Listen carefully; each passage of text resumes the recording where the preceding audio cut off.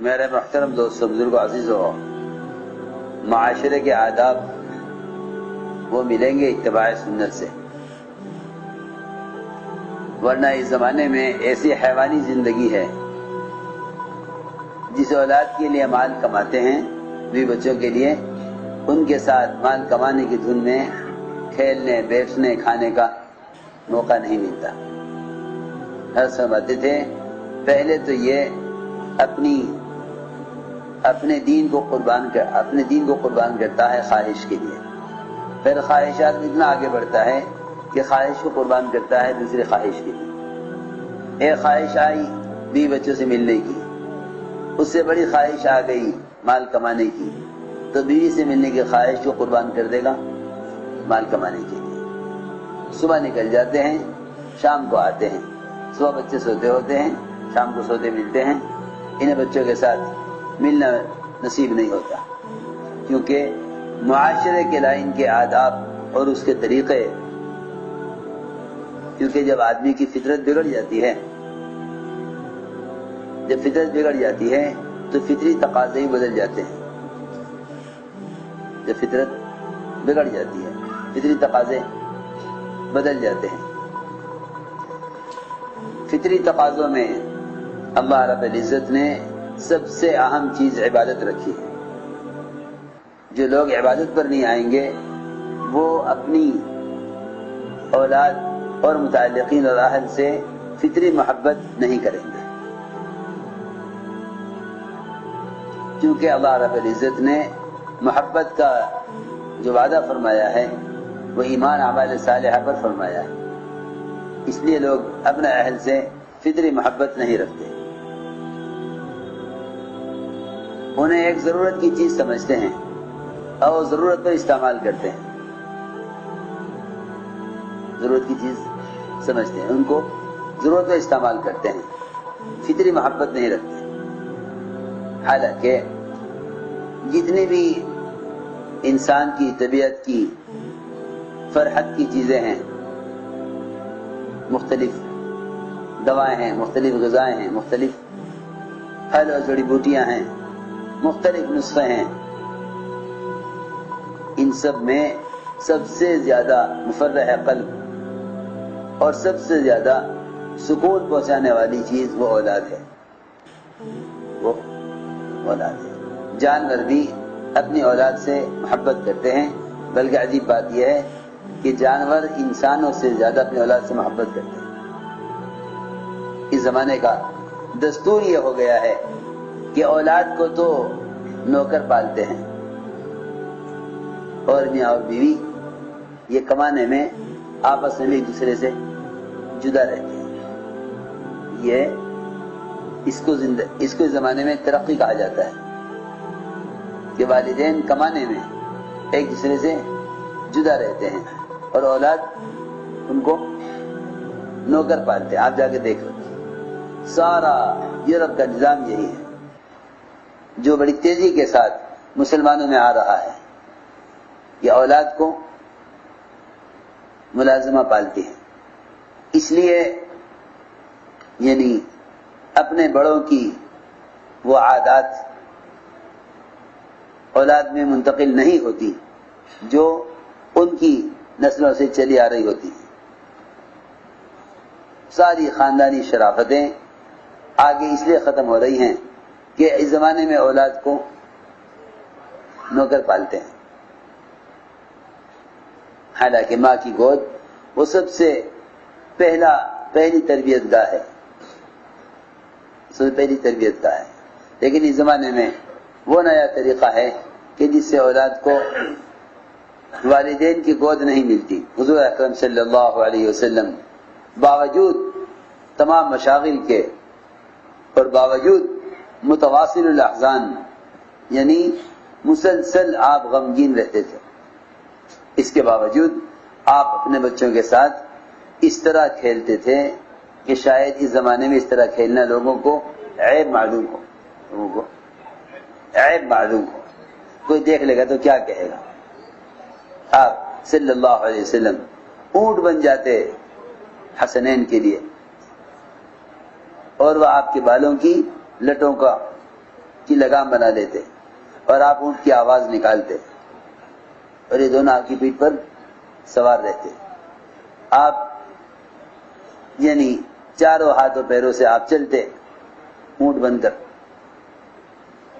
اور حسنین آپ کی پیٹھ پر سوار ہوتے. دیکھنے والے کہتے کیسی اچھی سواری ہے. آپ فرماتے سوار بھی تو کتنے اچھے ہیں. اپنے مونڈوں پر بچوں کو بٹھا کر صحابہ کے درمیان آپ نکل آتے تھے. حسین میں سے کوئی ایک چادر میں الجھ کر گرا، آپ خطبہ دیتے دیتے منبر سے بھاگے اسے اٹھانے کے لیے. اب یہ کیونکہ جب دین نہیں رہے گا تو فطری تقاضے ختم ہو جائیں گے. اتنی دنیا مطلوب ہے کہ والدین کو اولاد کی اور اولاد کو والدین کی کوئی پرواہ نہیں ہے. جس طرح جانور اپنی اولادوں کو بھول جاتے ہیں بڑے ہونے کے بعد، اولادیں اپنے والدین کو بھول جاتی ہیں، وہ جانوروں کی صفت اب انسانوں میں آ رہی ہے. اس لیے حضور اکرم صلی اللہ علیہ وسلم کا معاشرہ اور آپ کی سنتیں ہر لائن سے وہ فطرت کو باقی رکھنے کے لیے ہیں. ورنہ واقعی سارے اسلام اور دین اور فطرت کا خلاصہ اتباع سنت. اتباع سنت کے بغیر دین مکمل ہو ہی نہیں سکتا. کیا معمول تھا آپ صلی اللہ علیہ وسلم کا اپنی اولاد کے ساتھ اور صحابہ کی اولاد کے ساتھ، اپنے خاندان کی اولاد کے ساتھ. اپنے بچوں سے نہ کھیلنا یہ تکبر کی علامت ہے. آدمی کے بڑائی آ جاتی ہے نا تو وہ اپنے کے ساتھ بے تکلفی کو اپنی حیثیت سے نیچے سمجھتا ہے.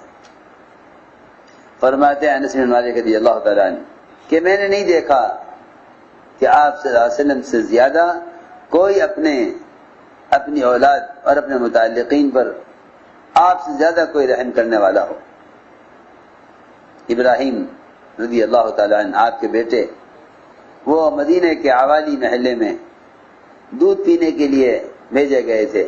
آپ صلی اللہ علیہ وسلم وہاں تشریف لے جاتے. صاحب فرماتے ہم آپ کے ساتھ جاتے تھے.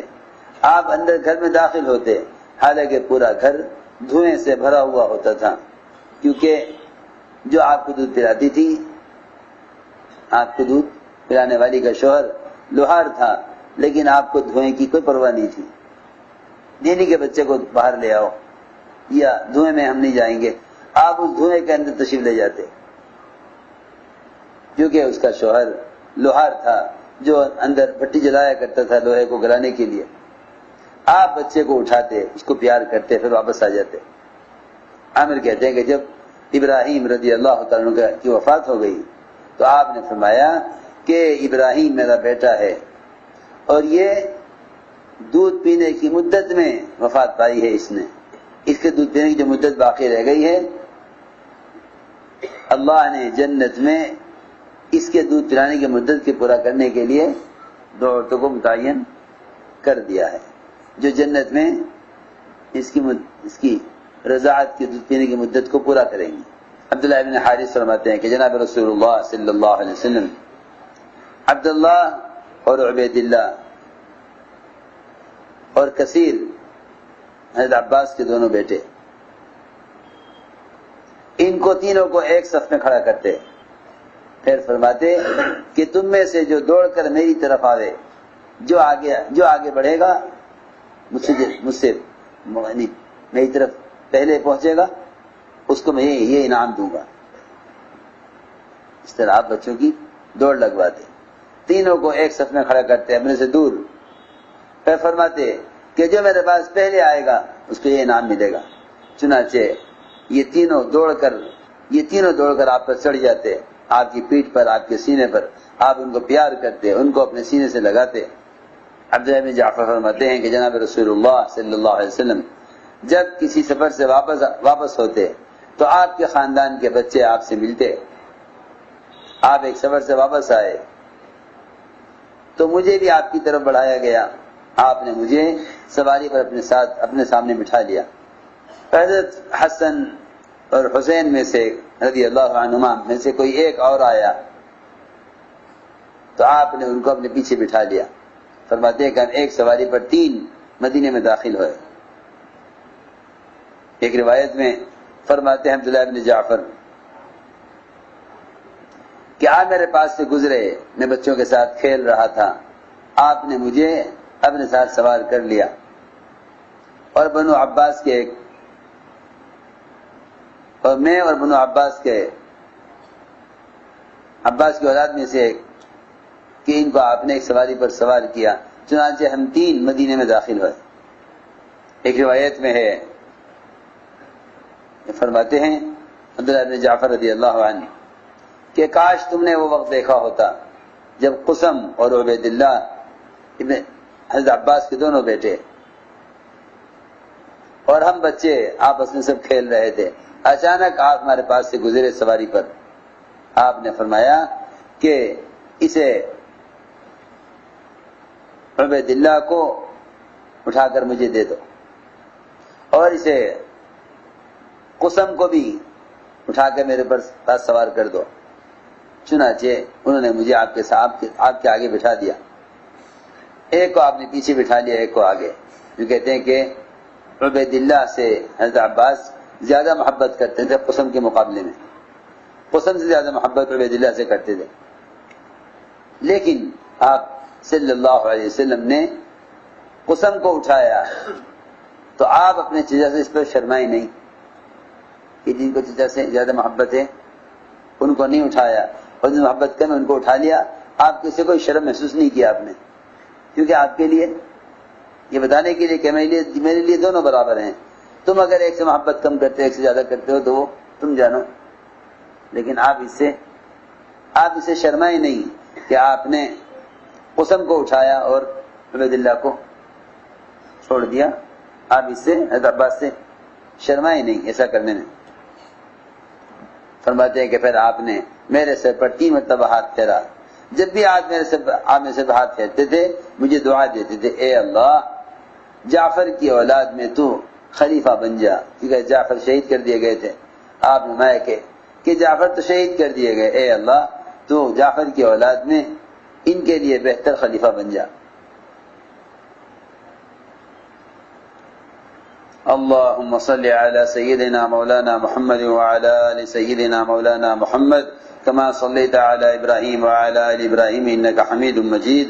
ربنا ظلمنا أنفسنا وإن لم تغفر لنا وترحمنا لنكونن من الخاسرين.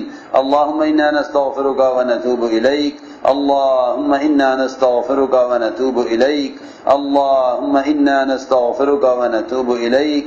ربنا آتنا في الدنيا حسنة وفي الآخرة حسنة وقنا عذاب النار.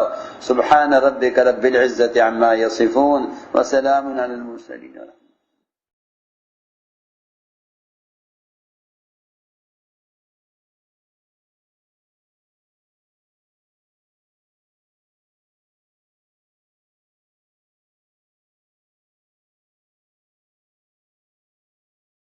Mm-hmm.